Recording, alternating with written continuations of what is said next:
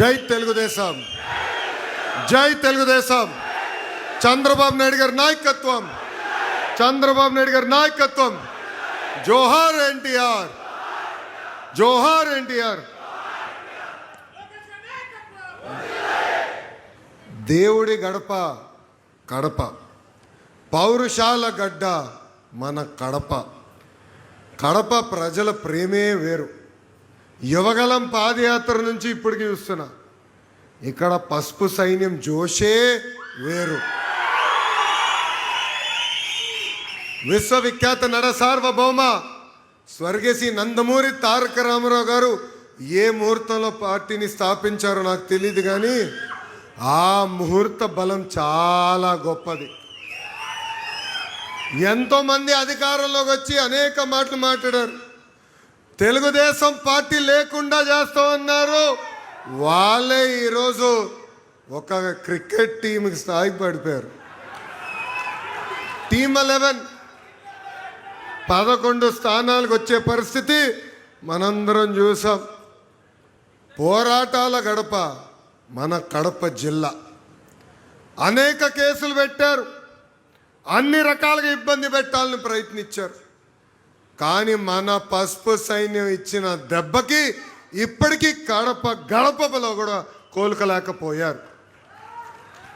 వాళ్ళ దగ్గర ఫ్యాక్షన్ ఉంటే మన దగ్గర ఫైటర్స్ ఉన్నారు. పసుపు సైన్యం గుండె ధైర్యం చాలా గట్టిది. ఒక్కసారి మనం నిర్ణయించుకుంటే మనం తగ్గేదే లేదు. ఈరోజు జగన్మోహన్ రెడ్డి గారు ప్రెస్ మీట్ ఎవరైనా చూసారా?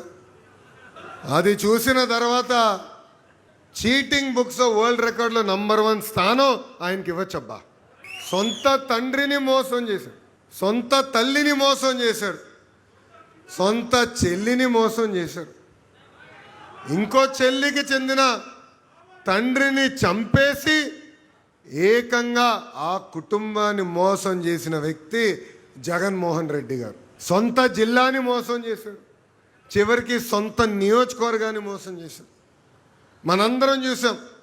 సొంత నియోజకవర్గానికి ఆయన వెళ్ళినప్పుడు ప్రజలందరూ వచ్చి 5 సంవత్సరాలు మీరు ఎక్కడున్నారో, ఏనాడైనా మమ్మల్ని పట్టించుకున్నారా అని అడిగే పరిస్థితి వచ్చింది. అంటే ఎంత అన్యాయం మనందరం ఒక్కసారి ఆలోచించాలి. ఏకంగా రాయలసీమ ముద్దు బిడ్డ అని రీల్స్లో చేశాడు. ఆనాడే చెప్పా, రాయలసీమకి క్యాన్సర్ గడ్డ జగన్మోహన్ రెడ్డి అని. రాయలసీమ ప్రజలందరూ ఒక్కసారి గుండెపైన చేయబెట్టుకుని ఆలోచించాలి. 5 సంవత్సరాల్లో రాయలసీమకు ఒక్క పరిశ్రమ తీసుకొచ్చారా? ఒక్క సాగునీటి ప్రాజెక్టు పూర్తి చేశారా? అంతెందుకు, బిందు సైద్యం లాంటి అద్భుతమైన ప్రాజెక్టుని కూడా ఆనాడు ఆపేసిన వ్యక్తి జగన్మోహన్ రెడ్డి. అన్నమయ్య ప్రాజెక్టులో గేట్లు కొట్టుకుపోతే కనీసం ఆ కుటుంబానికి ఆనాడు అండగా నిలబడలేదు. ఇదే స్థానంలో, ఇదే భూమిపైన, ఇక్కడనే ఆనాడు యువగలం పాదయాత్ర నేను హామీ ఇచ్చా, మిషన్ రాయలసీమ ప్రకటించా. మన దేశానికే కాదు ప్రపంచానికి రాయలసీమను ఒక హార్టికల్చర్ హబ్గా తీర్చిదిద్దుతానని ఆనాడు హామీ ఇచ్చా. పూర్వోదయ కింద 1,00,000 కోట్ల రూపాయలు ప్రభుత్వం ప్రైవేట్ రంగంలో పెట్టుబడి మన రాయలసీమకు తీసుకొస్తున్నాం. అంతేకాదు, ఏకంగా వాళ్ళ ప్రభుత్వంలో కనీసం స్టీల్ ప్లాంట్ పనులు ప్రారంభించాల. మనం అధికారంలోకి వచ్చి పనులు ప్రారంభించాం. అంతేకాదు, 29 ఎన్నికల లోపల కమర్షియల్ ప్రొడక్షన్ చేసే బాధ్యత కూడా మనం తీసుకుంటామని నేను హామీ ఇస్తున్నా. ఇప్పుడు కుట్ర రాజకీయాలు జరుగుతున్నాయి, అందరూ అప్రమత్తంగా ఉండాలి. 2019లో సొంత బాబాయిని లేపేసింది Jaganmohan Reddy. First heart attack అన్నారు. మనం కూడా అయ్యో పాపం పెద్దయినా చనిపోయినాడు అనుకున్నాం. తర్వాత బయటకు వచ్చినాయి అన్ని. వడ్డలి వేట ఎంత అన్యాయమో చూడండి.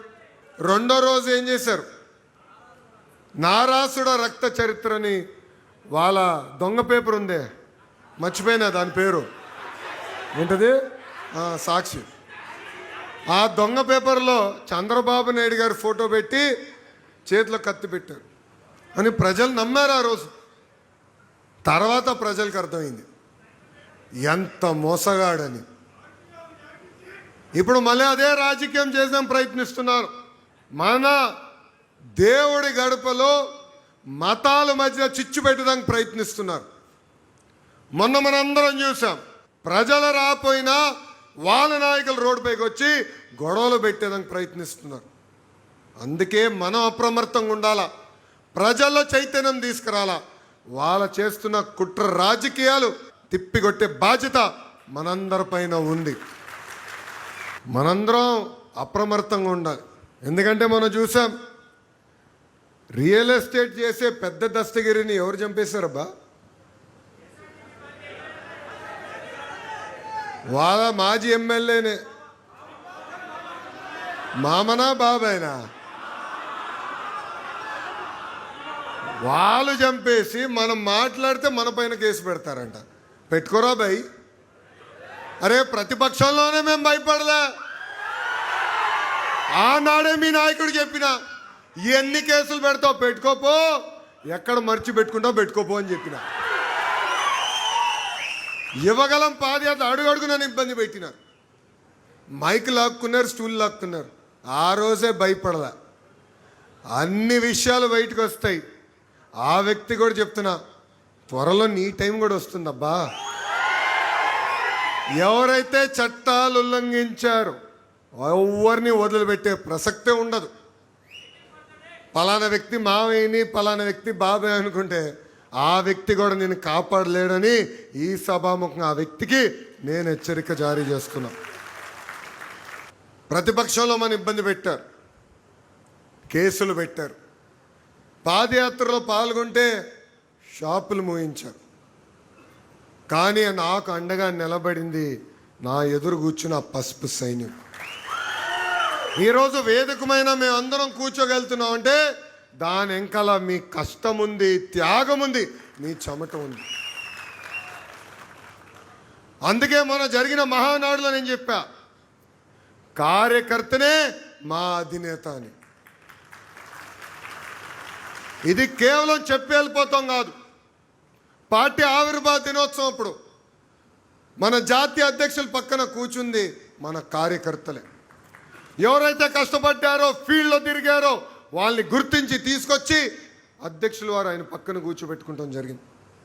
అంతేకాదు మన జాతీయ అధ్యక్షుల వారు కానివ్వండి, నేను కానివ్వండి, ఏ నియోజకవర్గానికి ఒక ప్రభుత్వం కార్యక్రమంకి వెళ్తే తప్పనిసరిగా ప్రతి కార్యకర్తని పలకరించిన తర్వాతనే మేము తిరిగి అమరావతికి కూడా వెళ్తాం జరుగుతుంది. కార్యకర్త అధినేత నా ఆలోచన నాకు ఎందుకు వచ్చిందంటే, మనందరం చూసాం ప్రతిపక్షంలో మెడపై కత్తి పెట్టి తోట చంద్రయ్య చేత ఒక్కసారి వాళ్ళ నాయకుడికి జయగొట్టమని చెప్పారు. కానీ తోట చంద్ర ఏమన్నాడు? జై తెలుగుదేశం, జై చంద్రబాబు అని ప్రాణాలు కోల్పోయాడు. ఇట్లా ఎంతోమంది కార్యకర్తల త్యాగం ఉంది. కార్యకర్తలను గుర్తించేదానికి, వాళ్ళు నా గుండెల్లో పెట్టుకుని కాపాడుకునేదానికే కార్యకర్తనే మా అధినేత నేను ప్రకటిస్తాం జరిగింది. అందుకే ఇక్కడ ఉన్న మిమ్మల్ని అందరికీ పిలిపిస్తున్నా, వేదికమైన ఉన్న వాళ్ళందరూ కూడా పిలిపిస్తున్నా. కార్యకర్తలకు అందుబాటులో ఉండాలి, నిరంతరం కార్యకర్తల కోసం పనిచేయాలి. కేవలం సంక్షేమ అభివృద్ధి కాదు, కలయిక అవసరం, కూర్చొని మాట్లాడుకుంటూ అవసరం. మీరందరూ చూశారు, గడిచిన 2 సంవత్సరాలు ఎన్ని ఆర్థిక ఇబ్బందులున్నా ఒక అద్భుతమైన సంక్షేమ అభివృద్ధి కార్యక్రమాలు మనం చేస్తున్నాం. ఇక్కడున్న అందరూ ఆలోచించాలి. చాలీని 200 రూపాయల పెన్షన్ని 2000 రూపాయలు చేసింది ఎవరు? మన నాయకుడు చంద్రబాబు నాయుడు గారు. అదే పెన్షన్ని తిరిగి 4000 రూపాయలు తొలి సంతకంలో చేసింది కూడా మన ఎన్డీఏ ప్రభుత్వం.